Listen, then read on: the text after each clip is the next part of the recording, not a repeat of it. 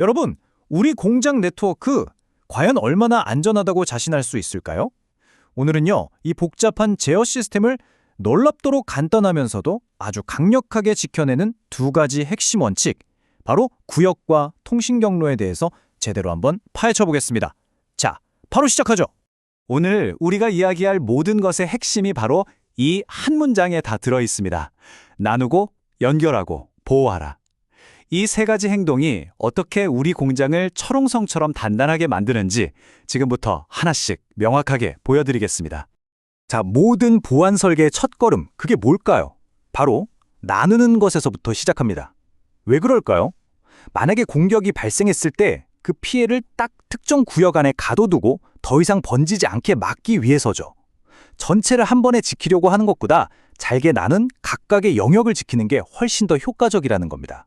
이 그림을 보시면 개념이 확 와닿으실 거예요.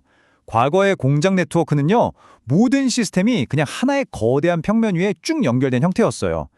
마치 모든 문이 활짝 열려있는 건물 같아서 침입자 한 명이 들어오면 어디든 그냥 마음대로 돌아다닐 수 있었죠. 하지만 지금은 접근 방식이 완전히 다릅니다. 네트워크를 여러 개의 안전한 섬으로 분리해서 서로를 보호하는 거죠. 그렇다면 이 안전한 섬이라는 거 대체 어떻게 만드는 걸까요? 여기서 바로 첫 번째 핵심 개념이 등장합니다. 바로 구역, 영어로는 zone이죠.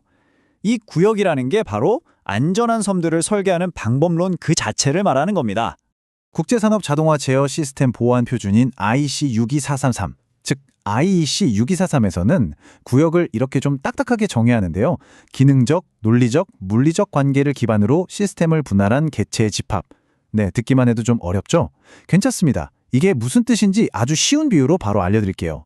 네, 바로 이겁니다. 구역이라는 건요, 복잡하게 생각할 거 없이 그냥 공장 전체를 역할과 중요도에 따라서 여러 개의 작은 방으로 나누는 거라고 생각하시면 돼요. 뭐 생산 라인을 위한 방, 제어 시스템을 위한 방, 사무 업무를 위한 방, 이런 식으로요. 아주 직관적이죠? 그럼 이 방들은 도대체 어떤 기준으로 나눠야 할까요? 기준은 크게 세 가지가 있습니다.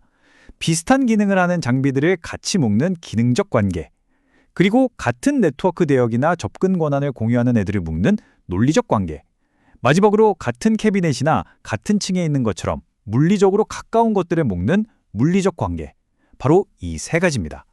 구역 분할이 왜 이렇게 중요하냐? 바로 이 그림 하나로 모든 게 설명됩니다.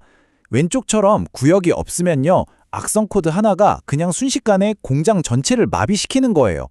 하지만 오른쪽처럼 구역으로 잘 나눠두면 설령 한 구역이 감염되더라도 피해는 딱 그 방 안에서 끝나고 완벽하게 고립됩니다. 마치 배에 격벽을 설치해서 한 곳에 물이 차도 배 전체가 가라앉지 않게 하는 거랑 똑같은 원리입니다. 자, 이제 우리에겐 여러 개의 안전한 섬, 즉 구역들이 생겼습니다. 그런데 공장이 제대로 돌아가려면 이 섬들끼리 서로 정보를 주고받아야 하잖아요. 그렇죠? 바로 이 섬들을 안전하게 연결해줄 다리가 필요한데 그게 바로 두 번째 핵심 개념인 통신 경로, 영어로는 컨듀이트입니다. 이동식 경로 역시 IEC 62443 표준에 정의된 공식 용어인데요. 정의는 포함된 채널의 보안을 보호하는 통신 자산의 논리적 그룹화입니다. 여기서 제일 중요한 말은 논리적 그룹화라는 건데요. 이게 그냥 눈에 보이는 케이블 하나, 그 이상을 의미한다는 뜻입니다. 이것도 아주 간단한 비유로 바로 이해해보죠. 통신 경로는요, 우리가 만든 그 작은 방들, 즉 구역들 사이를 연결하는 유일한 보안 터널 또는 전용 복도라고 생각하시면 됩니다.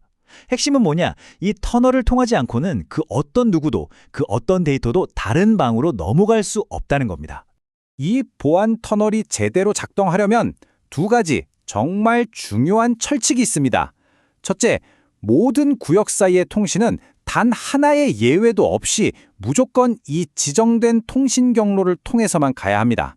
둘째, 이 터널로는 어떤 종류의 데이터만 또 어떤 방향으로 지나갈 수 있는지 미리 다 정해놓고 엄격하게 통제해야 한다는 거죠.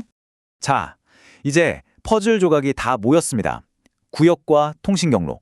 이 두 가지가 어떻게 합쳐져서 이렇게 단단한 보안 설계를 만들어내는지 그 전체 그림을 한번 그려보겠습니다. 보안 설계, 사실은 이렇게 간단한 2단계로 끝납니다. 1단계, 우리 공장의 모든 장비들을 기능과 중요도에 따라 여러 개의 구역으로 착착 나눠줍니다. 그리고 2단계, 이 구역들은 오직 사전에 정의된 통신경로라는 안전한 길로만 연결하는 거죠. 이게 전부예요. 이 설계가 왜 이렇게 강력하냐고요?